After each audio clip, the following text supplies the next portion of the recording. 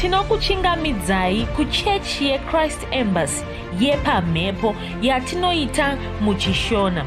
Iko zvino hapachina chikonzero chokupedza svondo rose usina kupinda chechi, nokuti painopindwa unenge usipo, kuda wakanga uri kubasa pakaenda vamwe kuchechi, kuda wakanga uri parwendo, kuda chechi yeChrist Embassy haisati yakuwanikwa kwaunogara, kana kuti unofarira hako kudzidza shoko raMwari nechishona.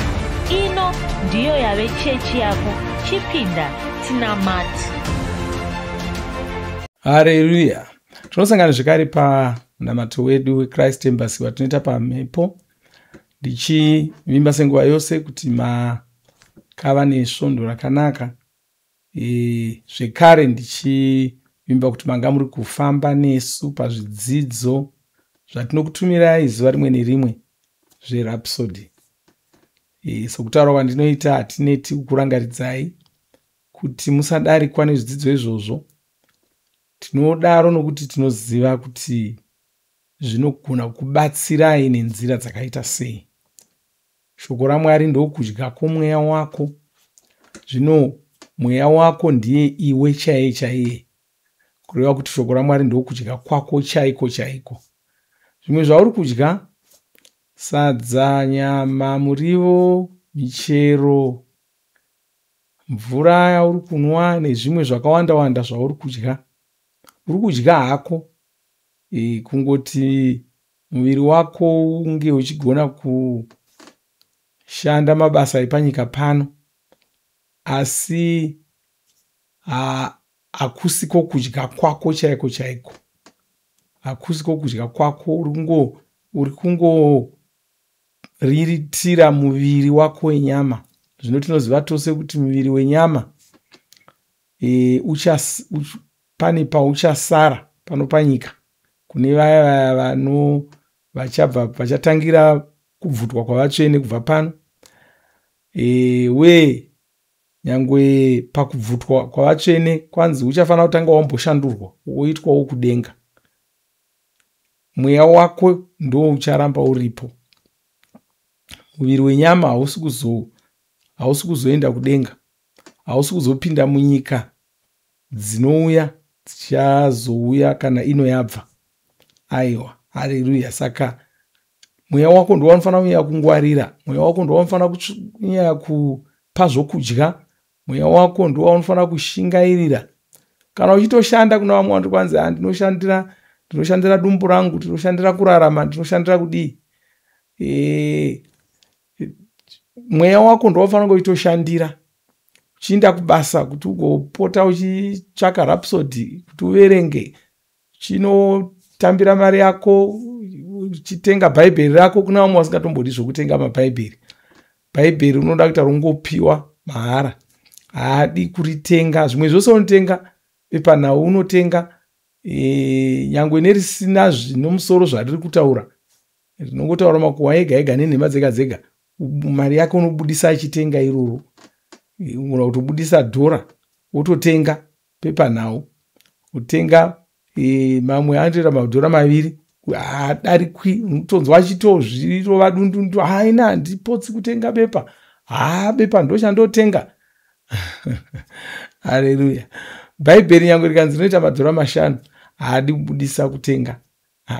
Hakusi kungwara ikoko, hapana uchenjeri pakadaro. Bhaibheri ndo rine mashoko okudya kwomweya wako. Rhapsody nyangwe zvikanzi rinotengeswa, ndo raunofanira kutotenga iroro. Ringori kamwe pamwedzi, pepanhau unotenga zuva nezuva kana svondo rega rega. Saka zuva rega rega unenge uri kubudisa $1, kana kuti svondo rega rega uri kubudisa $1 kana $2 uchitenga pepanhau.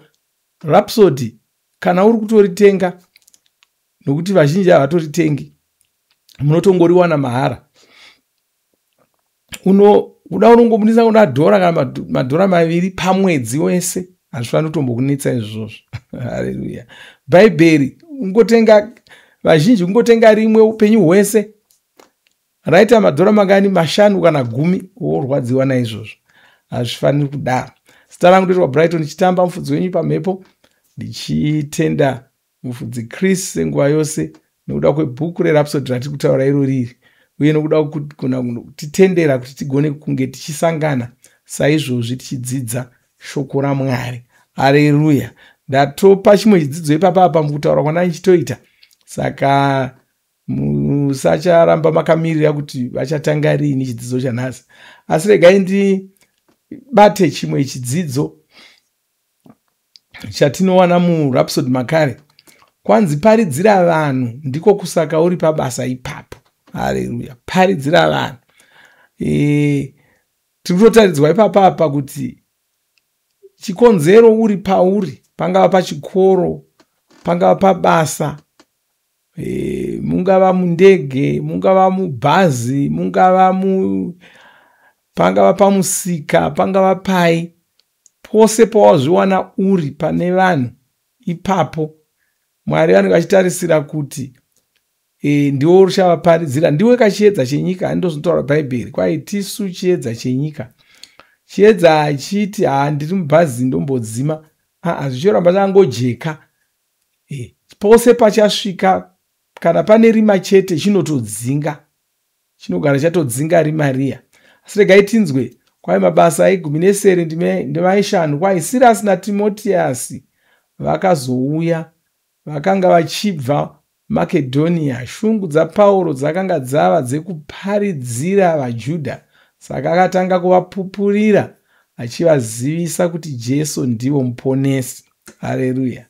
Kuti Kristu otsanangura, wanzi Pauro munhu aitendeusira vanhu kuna Mwari, akanga ari nyanzvi pabasa iri.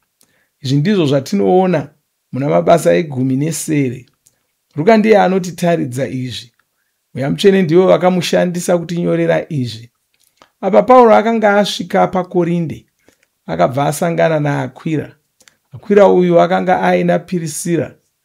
Vaviri ava vakanga vari vaJudha, vakanga vachangotamira kuKorinde uku. Vakanga vabva Itari. Vaviri ava vaigadzira matehwe. Matehwe acho akanga ari ekugadzirisa misasa. Iri ndiro basa raitwawo naPauro, saka akabatana nevaviri ava ndokushanda pamwe chete navo. Haleluya. Saka tinoona Pauro achisvika paKorinde achisangana naPirisira naAkwira. Vanzi vakanga vaine basa ravo rakanga riri rokugadzira matehwe okuvakisa misasa. Ndo basa raitwa navaviri ava. Pauro wairigonawo akabva angobatana navo ndokutanga kushanda pamwe chete navo. Haleluya. Kwai Pauro haana kungosarudza kushanda nevaviri ava. Iri raitova zano revaMwari. Iye akanga ari kutotsvaka kusangana nevaJudha vepaKorinde apa. Kwanzi Pirisira naAkwira vanga vari vaJudha, vaigadzira matebwe, vaisuka matebwe okugadzirisa misasa. Saka kureva kuti vaJudha vaiuya vachisangana naPirisira naAkwira kuda vachitenga matehwe aya, vachitenga misasa iya, vachidi. Pauro wakauya kwai ndokusvika ndokubatana navo, ndokutangawo kushanda achigadzira nokusuka matehwe iwayo. Haleluya.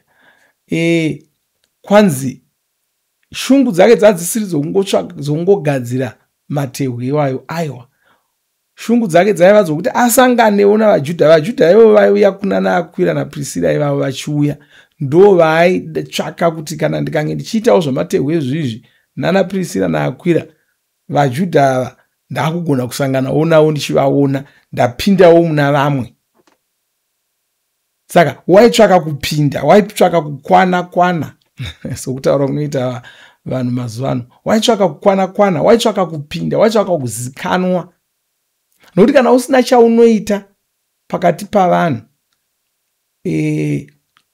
vanhu havakuzivi. Asi kana uchida kuzikamwa navanhu, ita chimwe chinhu. Zikamwa sei? Ndo vaya vanotengesa madomasi, ndo vaya vanotengesa muriwo, ndo vaya vanogadzira migomo, ndo vaya vanogadzira shangu, ndo vaya vanoita zvakati, ndo vaya vanoita zvakati. paunenge uri kuzikamwa saizvozvo vanhu hauchanetseki kutaura navanhu. Asi kana ukanga uri munhu anongoonekwa achingopfuura pamugwagwapo achipfuura asingazikamudzi unoita nezvechi, kutaura navanhu kune kuchitokunetsa. Hauna nyaya dzaunogona kutanga navanhu dziri nyore. Asi kana uchizikanirwa chimwe chinhu, vanhu iwe pachako haunetseki kutanga nyaya navanhu, vanhuwo havanetseki kutanga nyaya newe. Saka kwanzi izano revaMwari raitoshandiswa naPauro rokuti regai ndiite chimwe chinhu, vanhu vangondiziva. Nokuti rangarirai kuti iko zvino zvasiyana mazuva ano taakuziva kuti kune vaparidzi. Saka munhu kana chitori muparidzi ritori basa ratoziva kuti muparidzi, uyu mufudzi, uyu muparidzi, saka totomuziva. Panguva iyoyo vanhu vanga vasati vaziva nezvaJesu zvachose. Vanhu vanga vasati vaziva zvizvo, saka kunzi unoparidza nezvaJesu, vanhu vaitosha kuti zvii zvauri kuita izvozvo. Ibasa raisazikanwa navanhu iroro kuti uri kuparidza nezvaJesu, Jesu wacho ndiani. Iko zvinoti akungoziva zvikuru sei munyika yakaita seinoi. Kumwewo ukaenda kuna China kuna nani, ukanoti ndinoparidza nezvaJesu, havatozivi kuti unoreve chii, unoita nezvechii, ndokuti kudii, havazivi zvauri kutaura vazhinji. Saka kuvanhu vakaita saivavo, uchida kutopinda mavari unenge wakutofanira kushandisawo dzimwe nzira dzokuti upinde mavari, uite zvinhu zvavanoziva, zvavanotarisira, wochipinda naipapo, wochitanga kuvabata saizvozvo. Haleluya. Saka kwanzi izano revaMwari rangari kushandiswa naPauro achitsvaka kuti apote achisangana nevanhu. Kwai iye akanga ari kutotsvaka kusangana nevaJudha vepaKorinde apa. Saka aiita svondo rose achiita basa iri, ozoenda kuimba yekunamatira, aienda kuimba iyi musi wechisi chashe, aisvikotaurirana nevanhu ikoko. Vamwe vacho vakanga vari vaJudha, vamwe vakanga vari vaGiriki. Aitaurira vanhu ava nezvamuponesi. Saka basa iri ndiro raimusanganisa nevanhu vose ava, achizovazivisa nezveruponeso. Haleluya. Kwai chimwe chinhu chakabva chazoitika. Sirasi akabva auya kuKorinde, akauya pamwe chete naTimoti. Vaviri ava vakanga vari kubva kuMakedhonia. Mweya waPauro wakabva wamutswa, akabva anzwa shungu dzekuparidzira vanhu, achivazivisa kuti Jesu ndivo vakanga vari muponesi wacho, ndivo vakanga vapiwa zita raMwari. Apa zvinhu zvakanga zvashanduka. Kuuya kwaana Sirasi kwakanga kwapa Pauro manyawi, saka akanga asisadi kuramba achinyengetedza vanhu, nokuti wanga atanga achiita zvokunyengetedza vanhu. Akanga akuda kungovabudira pachena. Haleluya. Ndiko kusaka iwe uchifanira kuva neshamwari dzakanaka. Idzo shamwari dzina mweya mutsvene, dzine shungu dzekuparidzira vanhu. Shamwari dzakadai dzinozoita kuti ushinge mweya mutsvene vachizokusunda kuparidzira vanhu. Iwe unozowana simba, unozoshinga kuparidza ruponeso. Kwai shamwari dzaPauro, Sirasi naTimoti vakamupa manyawi neshungu dzokuparidza, nokuti ishamwari dzaiparidzawo shoko raMwari. Saka kwanzi newewo iva neshamwari dzakanaka. Usangoti apa iwe unonamata shamwari dzako hadzina matimba pamwe chete newe. Tagara tinozviziva kuti nyange munyika umo hautsvaki shamwari dzisingaiti zvaunoita iwewe. Shamwari dzako dzinofanira kunge dziri dzinofarira. Ushamwari hwenyu hunobva pazvinhu zvamunoita. Ushamwari hwose ndozvahwakangoita, hunobva pane zvamunenge muchiita. Vanomwa doro vanotamba vese, vanotamba bhora vanotamba vose, vana hwindi vanotamba vese, vanovhima vanotamba vese, vadzidzisi vanotamba vese, zvinongodaro. Uye nyange vakange Mwari mudzidzisi, Mwari chiremba, asi vanenge vane zvimwe zvinhu zvinovasanganisa. Iwewe unonamata, unofanira kunge uchitambawo navanhu vanonamata. Unonyanya kusanganiswa sei navanhu vasinganamati? Mawirirano enyu ari papi? Bhaibheri rinovhunza izvozvo. Kwai rima rinowirirana nokuhidzana sei nechiedza? zvinotangira papi izvozvo? Haleluya. Saka iwe vane shamwari iwe kana uri munhu anotendeusira vanhu kuna Mwari, shamwari dzako dzinofanira kunge dziri dzinotendeusira vanhu kuna Mwari, kuti pamunosangana munokurudzirana kuita basa iroro, kwete kuti kana wava pakati peshamwari dzako wakutonyara kuparidza. Hazvibudi zvakanaka izvozvo. Haleluya. Kwanzi Akwira naPirisira vakatozosimbiswawo. Ivo vakanga vari kungoshanda havo naPauro, asi ndivo vakatozoshumira kuna Aporosi. Saka kwanzi shungu dzokuparidza dzakatotapukira kunyange kuna Akwira naPirisira. Vakazopedzisira ndivo vakazoparidzira Aporosi, watinozosangana naye muBhaibheri, kuparidza pamwe chete naPauro. Kwaye vanaPirisira naAkwira vakabatsira Apolo kugamuchira Mweya Mutsvene. Vanhu ava vakanga vachingoshanda vose, asi vakazopedzisira vava kushumira kuvanhu. Haleluya. Mwari ndivo vanokusanganisa nevanhu. Saka haungosangani nevanhu ukaruka wasangana navanhu, kwaye Mwari ndivo vanokusanganisa navanhu. Vanenge vachida kuti usvitse ruponeso kuvanhu ava. Mweya wako ngaugare wakamuka, wakangwarira kuparidzira vanhu vaunosangana navo, uchivazivisa kuti Jesu ndivo Ishe. Mweya wako ngaugare uchipenya. Iwe hausingori gweta, hausingori kushanda mubhanga, hausingori mutungamiriri wevanhu, hausingori chiremba, hausingori wenhabvu. Uripo kutendeusira vanhu kuna Mwari. Vamwe pamusika ipapo varipo kungotengesa madomasi, varipo kungotengesa murivo. Iwe handizvo zvawakagarira ipapo. Zvokutengesa madomasi zvangovawo zvimwewo.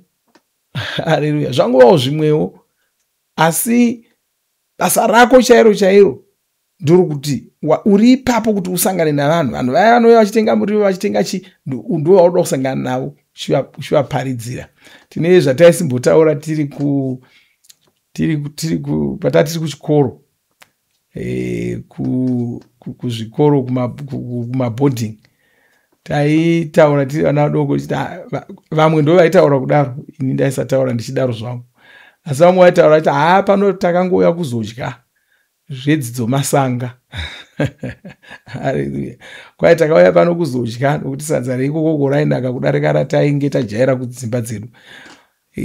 Kwaye takauya pano kuzodya zvekudzidza masanga. Saka ndiwo matauriro aunoitawo une musika iwaya. Utaura uchiti pano ndauya kuzoparidzira vanhu, zvokutengesa madomasi angoriwo masanga. Haleluya. Ndiwo mashandiro aunoita. Kwaye ndosaka uri ipapo, uripo kutendeusira vanhu kuna Mwari. Mwari ndiwo vakakutuma kuita basa iroro rokuparidzira vanhu. Basa rako riripo kukusanganisa nevanhu. Iwe unofanira kubva washandura upenyu hwevanhu ava. Saka hazvina basa uda unoshanda mubhanga, tsvaka kuti vanhu vanouya mubhanga unovaparidzira sei. Ndiwe wega unogona kunge uri kusangana navanhu ivavavo zvokugona kuvaparidzira. Saka vaparidzire, usatambisa mikana yose iyoyo. Ndo basa rauri kuita. Kurima kwauri kuita ikoko, uri kurima kuti usangane navamwe varimi. Paunosangana navamwe varimi ivavo uri kuvaparidzira. Kuchauya vanhu vari vachikutengesera mbeu, vachikutengesera fertilizer, vachikutengesera magejo. Ivavo vanhu ivavo ndo vanofanira kuparidzira. Unofanira kuparidzira vanhu ivavo, ndosaka uri murimi. Uri murimi kuti kuparidzire vanhu vese ivavo vanotengesa fertilizer ivavo. Vose vanouya vachitakura chibago chako nembeu dzako vachienda nadzo kwazvinotengeswa. Vese vanhu ivavo uripo kuti uvaparidzire. Uri mubhazi imomo kuti uparidzire vanhu vari mubhazi imomo. Ngavaparidzira vose kana kuparidzira wawakagara pedo naye. Uripo kuti uparidzire vanhu vese ivavo. Haleluya. Kuti unamate munamato unoyu. Baba vandinoda, ndinokutendai. Ndimi munondisanganisa nevanhu, muchiita kuti ndisvitse ruponeso kuvanhu ava. Mweya Mutsvene vanonditungamirira, vachiita kuti nditaure nevanhu vose ava, ndichishandura upenyu hwavo, ndichivataridza kururama kwenyu. Mweya Mutsvene vanondishingisa, ndivo vari kushanda mandiri nhasi, muzita raJesu. Amen. Haleluya. Regai namate. O baleso drakia balestroma shagira. Mantre borkari alibra sote majidia. Mantre bora grashta listraka brodila gaste meshola branca. Baba ndiri kutendai, ndoda kutendai, ndoda kuomono mumwe wandiri kunamata naye pazuva ranhasi. Ndonamata kuti shungu dzokutendeusa vanhu dzizare moyo mavo, zizare mavari, vawane simba rokugona kuparidzira vanhu, vanzwisise kuti kumabasa kwavari, pane zvose zvavanoita, kungava kuchikoro, mungava munzendo mavari, vanzwisise kuti vari imomo kuti vaparidzire vanhu vese vanosangana navo. Mwari ndivo vavatuma kuti vanoparidzira vanhu vachasangana navo vose pavanoita mabasa avo ezuva. Ngavanzwisise uye ngavarangarire kuti vari kuita mabasa iwayo kuti vasangane nevanhu vachiparidzira vanhu ivavo, vachivatendeusira kuna Mwari. Kunamata kuti simba iro rizare muvanhu ivavo. Chinyengeterera vose varisinzwa zvakanaka. Chinomira saJesu nichidzinga mweya yetsvina iri kuvaunzira zvirwere izvozvo. Ndinoidzinga kubva mavari. Ndinodzingira kure zvirwere zvose kubva muupenyu hwavo, kubva munyama yavo. Ndichirayira kuti vapore, vave neutano hwakanaka. Baba ndiri kutendai. Haleluya. Amen. Haleluya. Zvakanaka. Ngaitiwane nguva yekumborumbidza nokuimbira Mwari, tigonamata nevasati vagamuchira Jesu. Tusangane zvekare musvondo rinotevera tichidzidza shoko raMwari saizvozvo. Mwari vakuropafadzei. Amen.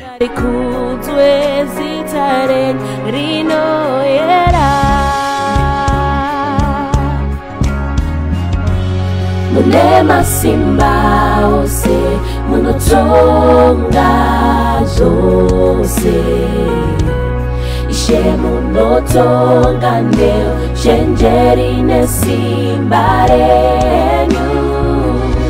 Mairepo muripo, muchagara muripo, ngarikudzwe zita renyu rinoyera. Ishe munotonga ukuru wenyu unoshamisa. Ndimi moga Mwari nekusinga peri. Muri mutsvene mundovimbika, ngarikudzwe zita renyu rinoyera. Munoyera, munoyera, munoyera Mwari, makanaka, zita renyu rakarurama. Mune nyasha, munoshamisa, muri mukuru se. Makanaka, turumbidza zita renyu. Munoyera, munoyera, munoyera Mwari, makanaka, zita renyu rakarurama. Mune nyasha, munoshamisa, muri mukuru se. Makanaka, turumbidza zita renyu.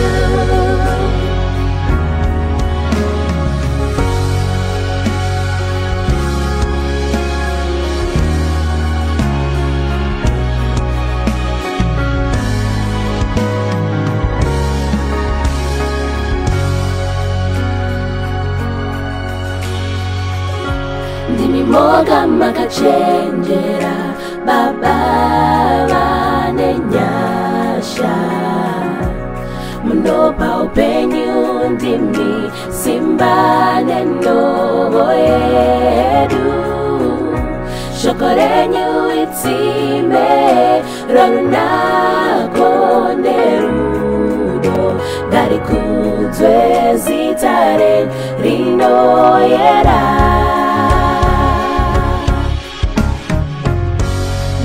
shoko raMwari mune masimba ose. Zvinhu zvose zvakasikwa nemi,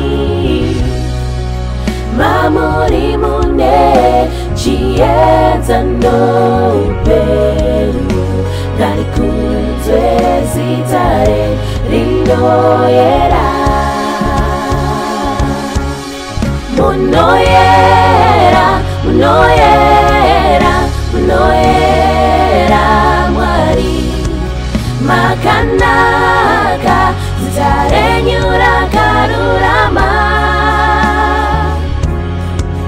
mune nyasha, munoshamisa, muri mukuru se. Makana, turumbidza zita renyu. Munoyera, munoyera, zvisikwa zvose zvinokudai. Ngarikudzwe zita renyu rinoyera. Tinokudza zita renyu, zvinhu zvose kudenga napasi zvovuka. Zita renyu rinoyera, munoyera, munoyera, zvisikwa zvose zvinokudai.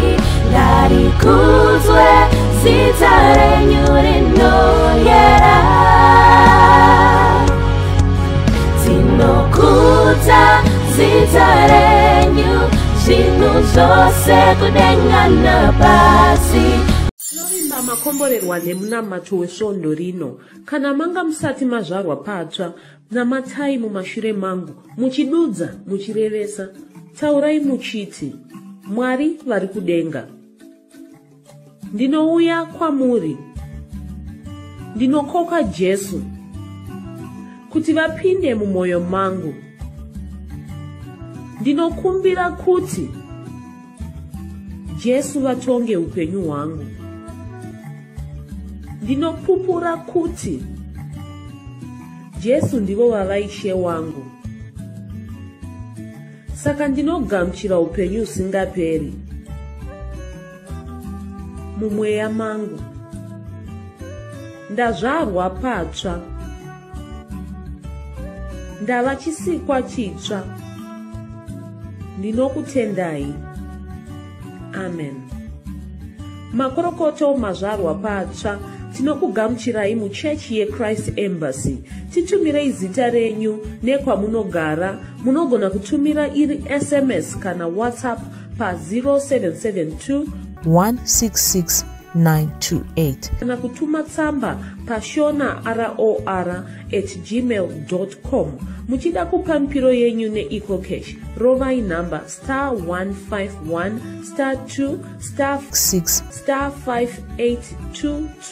*58225# motevera zvinenge zviri kutaurwa neEcocash ipapo. Kana muine nhare dzemazuva ano, munogona kushandisa KingsPay kupa mpiro yenyu. Shandisai kodhi inoti TNIOG nemavara makuru. Tinoda kukuzivisai zvinotevera. Tinokurudzira kuti musadarikwe nezvidzidzo zveRhapsody. Zvidzidzei kuti shoko riwande mamuri, mugone kumirisana nezvinhu zvinonetsa muupenyu. Munamato uno munoubata pa WhatsApp, pa radio, pa YouTube panoti Shona Online Church. Tinokumbira mutizivise kana muri kutibata pane imwe yenzvimbo idzi. Kana pari pa internet, munogona kunyoresa muchitipa zita renyu. Kana pari pa WhatsApp, tinyorerei tigopota tichikutumirai zvimwe zvidzidzo, kana kutitumira SMS pa 0772 166 928. Ivai nesvondo rakanaka.